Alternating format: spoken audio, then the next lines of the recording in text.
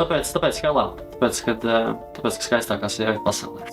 Mākslīgais intelekts, kas pieņem lēmumu cilvēku vietā, Eiropas Savienības ietvaros būtībā ir aizliegts. Arī šīs instruments, viņš kvalificējās kā augsta riska instruments. Jā, viņi vienkārši pa 70% samazina cilvēku iesaisti preskrīningā. Mākslīgais intelekts, ka viņš var būt distopisks. Izējām cauri tam procesam, kā tavs mākslīgais intelekts tātad to kandidātu, teiksim, izanalizē un kāds ir tas process? Jā, tad šeit ir ļoti svarīga juridiskā aspekta piebilde. Mans mākslīgais Helēna neko pati neanalizē. Viņa tikai vadās pēc strikti stādītām nostādnēm, kuras ir attiecīgi viņai devis klients, jeb mēs kā sistēmas administratori. Tas ir viens, un to ir svarīgi atkārtot un saprast, ka mākslīgais intelekts šeit neko nepieņem. Viņš nav lēmumu pieņēmējs, viņš ir tikai kā instruments, kas būtībā operacionalizē cilvēka lēmumu pieņemšanas procesu personāla atlases ietvaros. Tas ir tas, kas jāsaprot. Bet no klienta perspektīvas tas notiek tā, kad klients izsaka vēlmi veidot ar mums sadarbību, respektīvi angliski subscribojot mūsu pakalpojumu, un respektīvi iesniedz jautājumu kopu, ko viņš vēlās, lai Helēna uzdod kandidātiem intervijas laikā. Tad šie jautājumi tiek verificēti caur tiesisko aspektu, jā, lai viņi nepārkāpja nekādas Eiropas Savienības normas un GDPR regulas un tā tālāk. Un jā, būtībā šis SaaS software service ir uztaisīts tik maksimāli pielietojami un viegli priekšlietotāji, kad būtībā kompānijām, kurām pašiem ir savi juristi, pārbauda jautājumu atbilstību mākslīgā intelekta regulai izmantošanas un kopē linku un būtībā sūta kandidātiem, kurus viņi grib, lai Helēna nointervē. Protams, šeit ir vēl vairāk aspekti, jā, šeit ir ko lielākas kompānijas, kurām ir lielāka apjomi ar kandidātiem, automatizācijas ietvaros šis process viss notiek, un tad vienkārši personāla atlases speciālists iet cauri mākonim un skatās un šķirst šīs intervijas, analizē un pieņem lēmumu, kur kandidātu doties tālāk, kur nē. Tāpat tās arī mākslīgais intelekts, viņš kādā mērā ir dzīves. Ja? Mums ir jādod savs solījums tam, kad mākslīgais intelekts, jeb Helēna, intervijas laikā neies no trases, nejautās klientam ar darbu un pozīciju, uz kuru viņš pretendē, nesaistīts jautājums, neizskars viņu. Un būtībā tas ir programmētāju, juristu, tāds, tā skaitā arī psihologu kopīgs darbs, lai nodrošinātu šo mākslīgā intelektu, iekļaušanu šajā normā, kas ir, manuprāt, pilnīgi likumsakrīga. Tavs produkts ir saistīts ar mākslīgo intelektu. Ar ko tajā tirgū tavs produkts atšķirās ar konkurentiem? Jā, tātad mēs, būvējot Helēnu, arī esam izmantojam mākslīgo intelektu, respektīvi viņš ir, ļoti ierobežots, bet tajā pašā laikā mēs esam ierobežoti no likuma puses. Ja, mūsu produkts būtībā no Eiropas Savienības mākslīgā intelekta izmantošanas regulas traktējās kā augsta riska mākslīgā intelekta produkts. Līdz ar to mums ir jāņem vērā vairāki juridiski aspekti, esot Eiropas Savienībā izmantojot šo mākslīgo intelektu. Un mūsu solījums klientiem, kas atlasa ar Helēnas palīdzību, ir tas, ka mākslīgais intelekts nenodarīs pāri klientam, respektīvi klienta kandidātiem. Ja? Viņš pieturēsies pie jautājumu satura, kur ir stingri definējis klients, kuram arī ir attiecīgi jāatbilst šai mākslīgā intelekta regulai. Un būtībā, tas ir arī mūsu solījums trenējot Helēnu, lai viņa, kā jau būtībā mākslīgo intelektu standartā veidojot lielie koncerni, kā ChatGPT, Anthropic un tā tālāk, būtībā viņš ir radīts, lai atbildētu uz jautājumiem, nevis uzdot jautājumus. Un tas ir šī procesa ietvaros bija viens no lielākajiem izaicinājumiem, kad viņš nesāk atbildēt kandidātu vietā uz jautājumiem. Būtībā jā, un mēs izmantojam ļoti jaudīgu serveri, Helēna var intervēt vairāk kā 100 cilvēkus paralēli, un mums ir tirgu viens no advancētākajiem AI voice modeļiem, kas ir ļoti, viņš ir absolūti dzīvs. Un runājot par Helēnu, procesa ietvaros mēs sadalījām izstrādi 3 fāzēs. Būtībā pirmā fāze bija ļaut Helēnai uzdot jautājumus un spēt dzirdēt to, ko kandidāts saka, attiecīgi transkriptējot viņa sakāmo, un tad mēs kā atlases speciālisti varam pēc tam paskatīties šo audio ierakstu, paskatīties transkriptu, un tādā veidā mērīt, kā kandidātam ir veicies.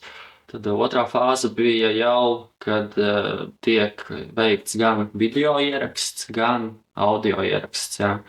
Tad šeit jau rekrutērs vai talantu atlases speciālists var analizēt kandidātu ķermeņa valodu, sniedzot Helēnai atbildes un tā tālāk. Un trešais ir, kas šobrīd mums ir tādā projekta stadijā, ir, kad mēs veidojam mākslīgā intelekta avataru Helēnas izskatā, kas būtībā tad radīs kandidātam ilūziju, kad viņš tiešām runā ar cilvēku, un tad šī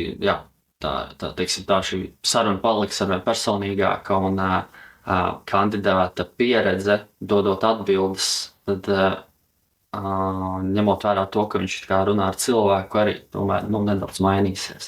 Tāpēc tāds ir tas ilgtermiņā ultimate goals, kad pilnībā aizstāt šo cilvēka interakciju ar kandidātu prescreening fāzē un tā tālāk. Pēc tam jau, protams, dzīves cilvēks, lēmumu pieņēmējs attiecīgi analizē un skatās tālāk, ko darīt un ar kuriem kandidātiem iet tālāk. Un, tā būtībā ir tā priekšrocība.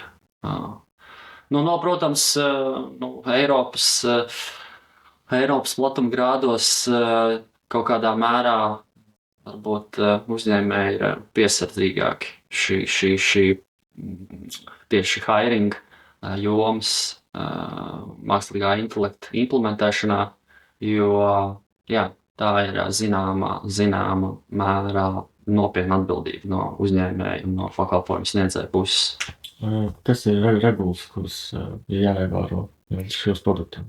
Tātad šeit kontekstam es varu piebilst, Niks Bekstroms ir Oksfordas Universitātes mākslīgo intelektu saistīts katedras vadītājs, un šī grāmata saucās Superintelekts. Un būtībā grāmatas galvenā ideja, kad mākslīgais intelekts, ka viņš var būt distopisks, viņš var būt ļauns palikt. Viņš var tīri teorētiski, cilvēks var pār viņu pazaudēt kontroli.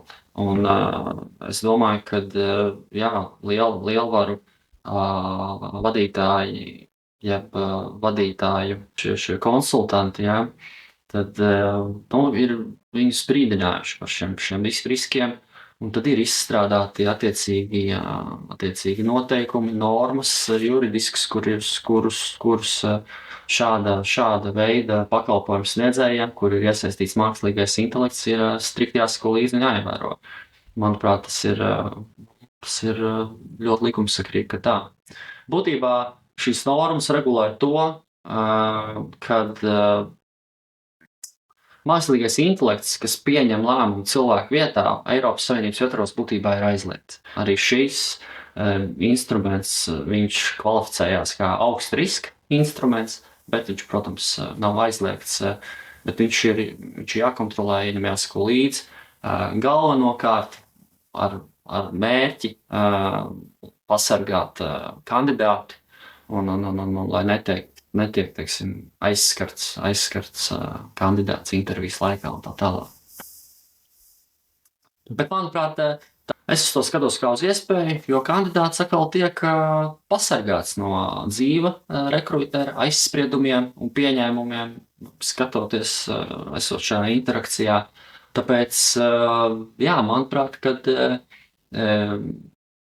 agri vai vēl tā intervija paliks tikai profesionālāk, jā, un brīvi no aizspriedumiem, pieņēmumiem un, jā, kaut kādām tāda veida nosliecēm, kas var ietekmēt interviju vai lēmumu pieņēmēju par labu vai par sliktu attiecībā pret kandidātu. Bezpersonisks, mākslīgais intelekts ir bezpersonisks, bet tai pašā laikā viņš ir, zināmiem brīdiem, arī var kļūt personisks. Un, protams, kas vēl ir, jā, viņš nav empatisks. Tur ir, un viņš nekad visdrīzākais nebūs empatisks. Tā produkta auditorija. Vai ir konkrēti uzņēmumi, kam tas ir paredzēti, vai tas ir plaša mēroga? Šis te jūsu intelekts var pielāgoties vairākām prasībām. Kam tieši jūs produkts ir tieši paredzēts? Nē, es nedaudz kontekstam iedošu, kad sākumā es sāku vienkārši kā headhunters, būtībā rekrutēju apsardz darbiniekus darbam uz kuģa, un tad saskāros ar tām ikdienas problēmām, kurām saskarās šī kompānija, un būtībā tā man arī noveda pie tās motivācijas izveidot instrumentu, kas, teiksim tā, risinās šīs problēmas, kā kandidāti neierodās uz norunātām intervijām, kandidātiem attiecīgi. Respektīvi, mans mērķis bija atvieglot arī kandidātu pieredzi un procesu piesakoties darbam.